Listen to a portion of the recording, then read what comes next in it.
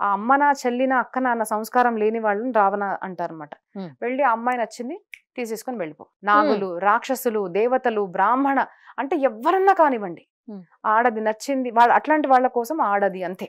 తల్లి, చెల్లి, అక్క అన్న సంస్కారం లేని వాళ్ళు ఎవరైతే ఉంటారో వాళ్ళు రావణాసురుడు. అయితే అట్లాగా అందరిని తీసుకొని వెళ్ళి దాదాపు 80,000 కన్నా ఎక్కువ మంది ఆడవాళ్లను తీసుకెళ్లి బందీగా చేసి వాళ్ళ మీద అఘాత్యం చేసేవాడు రావణాసురుడు. ఇది so these are the characters. ఇప్పుడు కూడా ఇట్లాంటి వాళ్ళు ఉన్నారు కదండి. నాకు చాలా ఆశ్చర్యం ఏంటంటే నిన్న రేపిస్టులు ఎవరెవరు ఉన్నారు వీళ్ళందరూ అదే కోవకు చెందిన అంతే. ఆయన ఏం చేశాడు, వెళ్ళి అందరిని తీసుకొని వెళ్ళాడు, బందీ చేశాడు అక్కడ. ఇప్పుడు జరగట్లేదు అట్లాంటి అఘాత్యాలు ఆడవాళ్ళ మీద. నచ్చింది అంటే నాదే, ఆమె నాకు అక్కన చెల్లి. ఇప్పుడు చాలా మంది చూస్తున్నారు ఇంట్లోనే సొంతం కూతుర్ని కూడా రేప్ చేసే వాళ్ళు ఉన్నారు.